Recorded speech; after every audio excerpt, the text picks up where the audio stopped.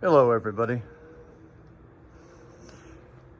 Haven't got a whole lot of work done this weekend on this thing, but for the past 3 or 4 hours I've been working on Bulkhead 3.0.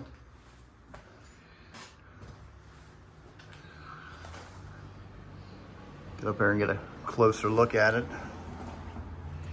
It isn't an I-beam. You can see the back. Oh!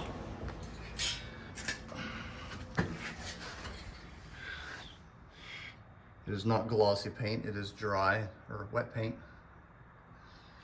These rivets on the real aircraft would be, of course they'd be perfectly level, but it'd be one up there, one up there, one up there, like that the whole way. I'm just not going to. I may do them where you'll actually see it, but the gauges would have to be removed. If the gauges weren't here, you wouldn't even see this thing, and you won't see any of that because that's going to be covered up with more fairing panels. But I just kind of like to give myself the satisfaction of detailing it.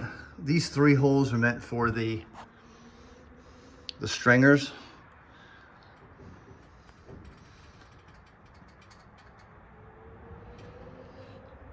Where I'm at right now in terms of my study is this too swept back?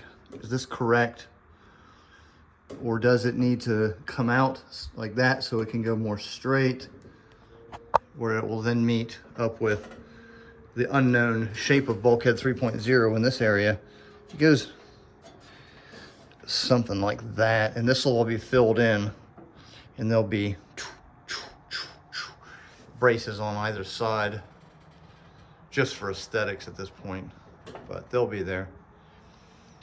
So this is this is the final frontier of the flight deck, is this area right here.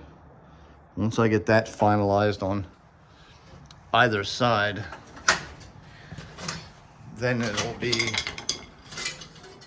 really, really nice. I think that's probably about it, because it's going to go like that, and then right there is a big area where it's concaved.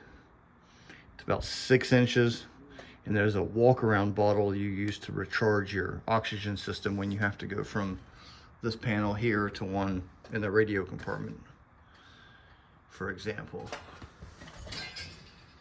I should have some measurements coming to me tomorrow, so my goal is to just get all this structure built on either side and get that finalized. About here and here, there's going to be plates that have legs. They go whoop, whoop, whoop, or, you know, like out, like a C shape. And then there'll be a anti-shock pad with 4 screws there and there.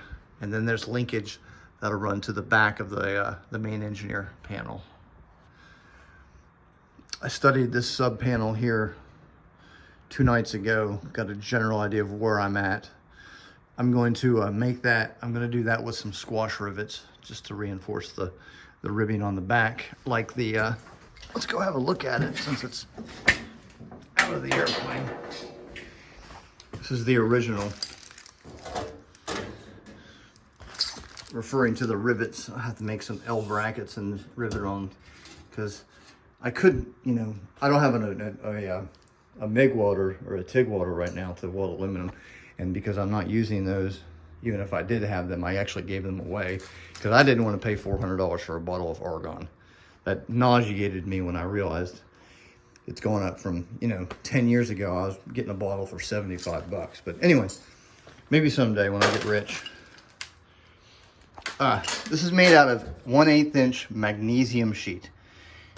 Takes a little while to heat this guys up, but if you take a snipping off, that thing burns as white as the sun. So this is cast, or not cast magnesium, but sheet magnesium with a really interesting, I guess that's a weld bead around there. I really don't know. But It is definitely magnesium.